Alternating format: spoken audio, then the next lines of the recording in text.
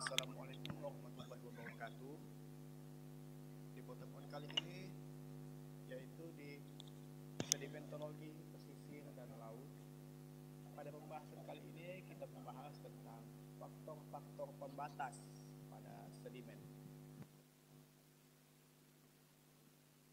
Faktor-faktor yang dapat membatasi sedimen antara lain kedalaman perairan, kecepatan arus, topografi bawah laut, pola iklim, ukuran dan bentuk partikel, dan yang terakhir konsentrasi partikel.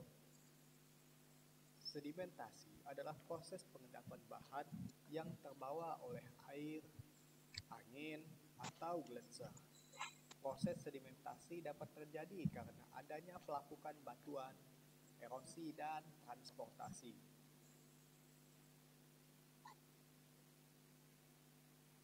Berikut ini adalah beberapa faktor yang dapat mempengaruhi sedimentasi, antara lain iklim, yaitu intensitas hujan dapat menyebabkan erosi yang memicu sedimentasi, contohnya banjir dan longsor di bukit tinggi. Selanjutnya topografi. Topografi bawah laut dapat mempengaruhi tipe sedimen yang terakumulasi. Lanjut ke karakteristik tanah. Nah, karakteristik tanah dapat mempengaruhi sedimentasi, entah itu batu, pasir, lumpur, dan tanah liat. Selanjutnya, tata guna lahan. Tata guna lahan dapat mempengaruhi sedimentasi. Nah, fisika kimia sedimen. Fisika kimia sedimen dapat mempengaruhi pengendapan sedimen. Selanjutnya, dinamika air. Gerakan air di sekitarnya dapat mempengaruhi pengendapan sedimen. Sedimentasi dapat dibedakan menjadi beberapa jenis, yaitu sedimentasi air, sedimentasi angin, dan sedimentasi gletser. Nah, dari topografi daratan dan topografi bawah laut tersebut, kita pertama-tama akan di alluvial plains, yaitu di dekat pegunungan, di mana pelapukan batuan akan terbawa oleh angin dan terbawa oleh air yang kemudian mengendap di sungai dan danau, lake, entah itu di pasir, ke tanah, di rumput, dan sungai. Kemudian dari sungai terbawa kembali sampai ke laut. Nah, sedimentasi kemudian terjadi lagi di laut.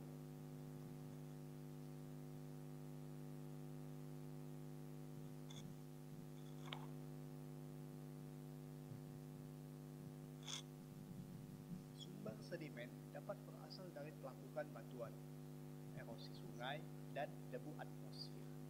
Pelapukan batuan, antara lain sedimen, dapat berasal dari pelapukan batuan oleh air atau angin. Butiran-butiran hasil pelapukan mengendap secara berlapis-lapis. Semakin lama, endapan tersebut akan semakin tebal dan padat. Erosi sungai, erosi dari lereng dan alur sungai yang berpindah-pindah menghasilkan banyak sedimen. Sungai memindahkan sedimen ke hilir. Sedimen diendapkan di delta sungai alami dan dataran banjir.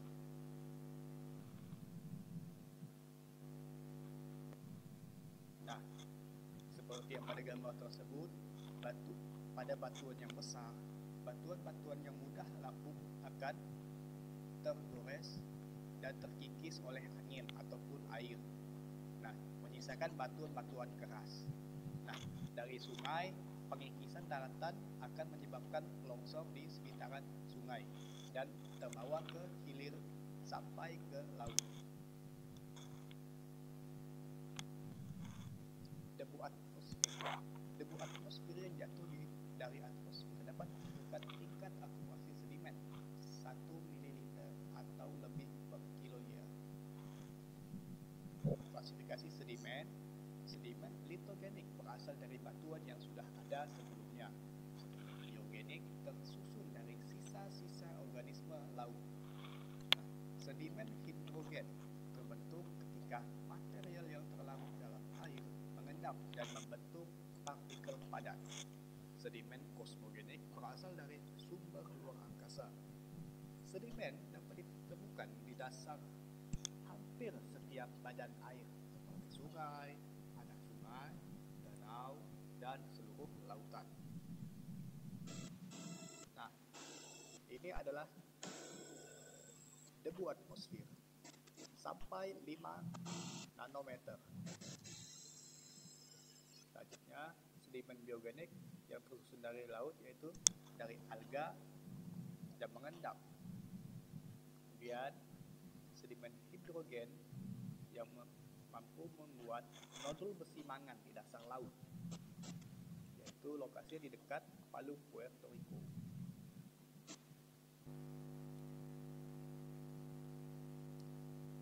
Nah, saya ulangi sekali lagi, gletser akan mencair, akan menjadi air di bawah gunung dataran rendah.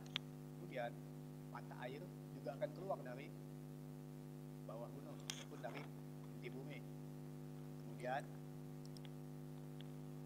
saat luapan sudah penuh dan dataran tidak mampu menampung, akan ada aliran. Nah, karena ini dari dataran tinggi akan membuat air terjun. Nah, air terjun ini akan terus mengalirkan air sampai ke laut. Nah, dari sini, dari dataran tinggi akan mengalir dan terus mengalir selama puluhan tahun sampai ratusan tahun, ribuan tahun malahan, akan membentuk goresan yang sangat dalam sehingga membentuk jurang. Nah, walaupun dia membentuk jurang, aliran-aliran sungai dari air terjun akan membentuk aliran lain. Nah, ini disebut sebagai anak sungai. Nah, anak-anak sungai ini terkadang tidak lagi mengalirkan air lagi sampai ke laut. Nah, biasanya membentuk danau. Nah, ini danau. Nah, dari jurang tersebut akan terbentuk sungai yang panjang sampai ke laut. Ada yang membentuk lembah, ada yang membentuk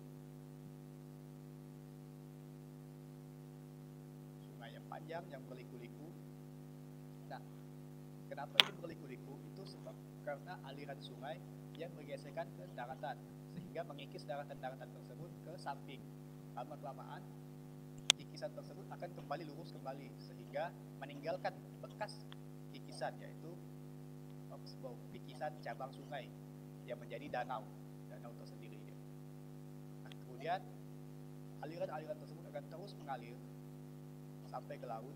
Nah, di sini di sekitaran laut akan terbentuk dataran banjir, di mana dataran tersebut tergenang air pada musim surut dan tenggelam pada saat musim pasang.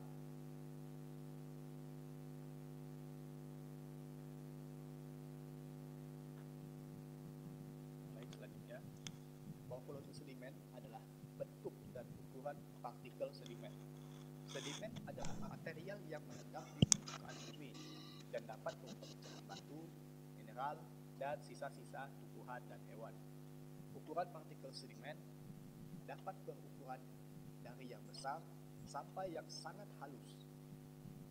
Sedimen dapat berukuran sekecil butiran pasir atau sebesar bongkahan batu. Klasifikasi sedimen berdasarkan tenaga pengangkut, yaitu sedimen akuatis, yaitu sedimen yang diendapkan oleh tenaga air. Sedimen aerolis atau airis, yaitu sedimen yang diendapkan oleh tenaga angin. Sedimen glasial, yaitu sedimen yang diendapkan oleh gletser. Proses pembentukan sedimen terbentuk dari batuan beku serta berbagai zat padat lainnya yang kemudian mengalami erosi di suatu tempat tertentu serta akhirnya mengendap menjadi keras.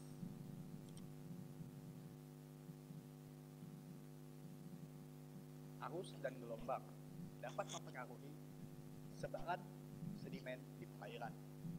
Arus dapat mengangkat sedimen yang sudah mengendap kembali ke kolam perairan. Kecepatan dan arah arus dapat mempengaruhi pola sebaran sedimen. Semakin dalam perairan, semakin kecepatan arus semakin kecil, sehingga sedimen yang dibawa arus semakin sedikit.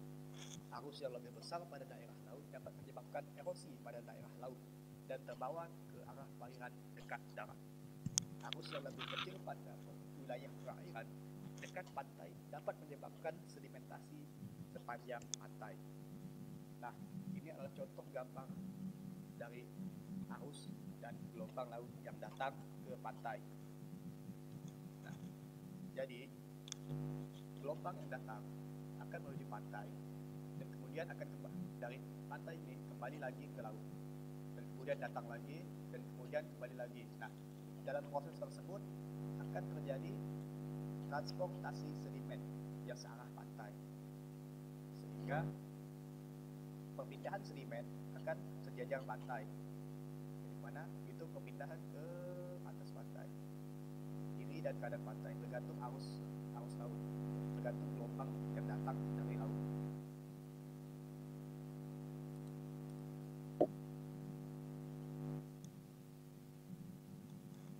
Gelombang dapat mempengaruhi sebaran sedimen dasar di perairan. Pada musim barat dan musim peralihan satu, sudut datang gelombang besar sehingga menyebabkan arus sejajar pantai. Pada musim timur dan musim peralihan dua, sudut datang gelombang tidak terlalu besar sehingga menghasilkan arus balik menuju arus sejajar pantai. Gelombang sedimen merupakan fitur pengendapan sekunder umum yang terbentuk di sepanjang sisi pengendapan gundukan tanah. Nah, gelombang datang membentuk sudut terhadap muka pantai. Gelombang ini membuat transport tegak lurus pantai, sehingga pengikisan pantai tidak terlalu signifikan.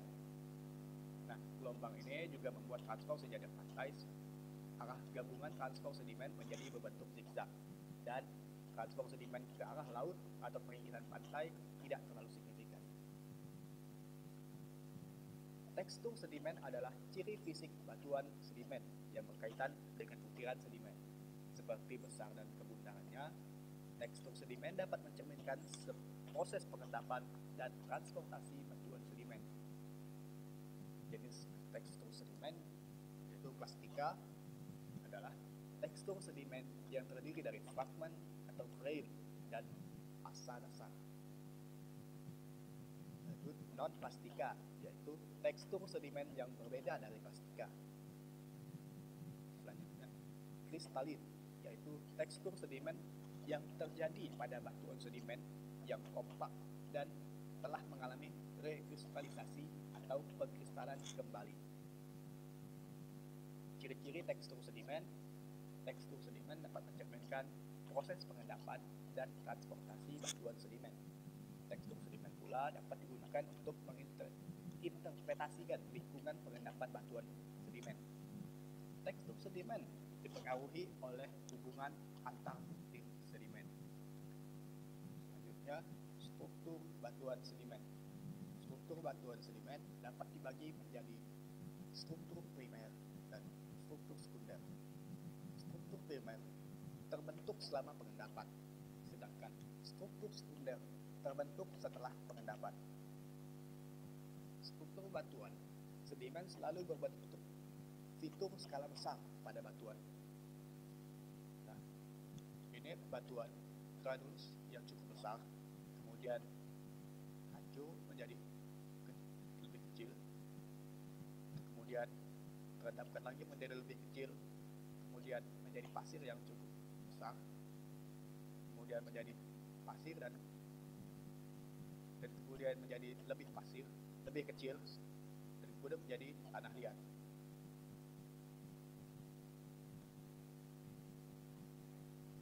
Kimia air pada sedimen dipengaruhi oleh proses kimiawi seperti penguapan, pelautan, oksidasi, dan dehidrasi. Kimia air pada sedimen juga dipengaruhi oleh pH air yang dapat mempengaruhi pelarutan dan pengendapan partikel-partikel sedimen. Penguapan air dapat meningkatkan kandungan timbal dan strontium serta zat terlarut lainnya. Penguapan air dapat mempengaruhi komposisi isotop radiogenik dalam sistem terbuka.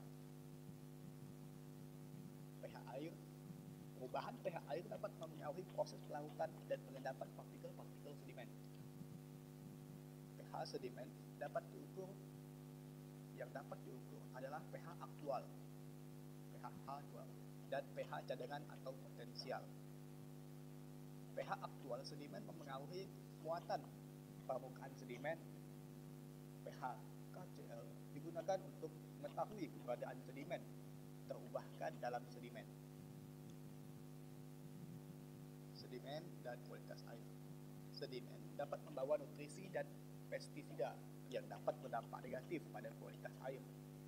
Karakteristik fisik sedimen dapat menyumbat saluran sungai, menimbulkan endapan lumpur di waduk, menutupi tempat pemijahan ikan.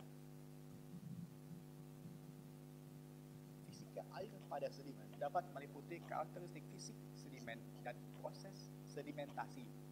Nah, karakteristik fisik sedimennya meliputi sedimen dapat berupa batuan, mineral, sisa-sisa tumbuhan, dan hewan. Sedimen dapat memiliki ukuran yang beragam, dari besar sampai sangat halus. Sedimen dapat memiliki bentuk yang beragam pula, seperti bulat, lonjong, sampai persegi. Proses sedimentasi. Sedimentasi adalah proses pemisahan padat tersuspensi dari cairan secara gravitasi. Proses sedimentasi sering disebut sebagai pengendapan. Proses sedimentasi secara teratur digunakan dalam pengolahan air dan air limbah. Nah, dampak sedimentasi terhadap air yaitu sedimen dapat menyumbat saluran air, menimbulkan endapan lumpur di waduk, menutupi tempat pemijahan ikan, mengurangi kualitas air di hilir, membawa nutrisi dan pestisida yang dapat berdampak negatif pada kualitas air, dan dapat menyebabkan air minum terasa tidak enak, bahkan setelah pengolahan air. Mekanisme transport sedimen. Mekanisme transport sedimen mengontrol keberadaan, karakteristik dan sebaran sedimen pada suatu lingkungan. Ada dua mekanisme transport sedimen berlawanan yang didasarkan pada atas dua jenis muatan, yaitu muatan tersuspensi dan muatan pada lapisan dasar perairan, atau muatan yang tidak secara terus-menerus berada dalam bentuk suspensi dalam kolom air, seperti partikel-partikel yang lebih besar dan berat diholingkan sepanjang dasar perairan. Nah, muatan tersuspensi pada mekanisme ini, kekuatan arus dari air atau udara menyebarkan partikel sedimen halus seperti lanau, lempung, dan ukuran pasir, kemudian memindahkannya dalam aliran. Dengan kata lain, partikel-partikel tersebut berada dalam kolom perairan. Nah, kita akan diagnosis yaitu lithification atau lithogenous particle, yaitu dari batuan dari pegunungan secara in situ melakukan proses menyebabkan erosi sehingga terbawa transfer sampai ke laut, sehingga akan terjadi melakukan secara gravitasi, yaitu pengendapan di sungai ataupun laut.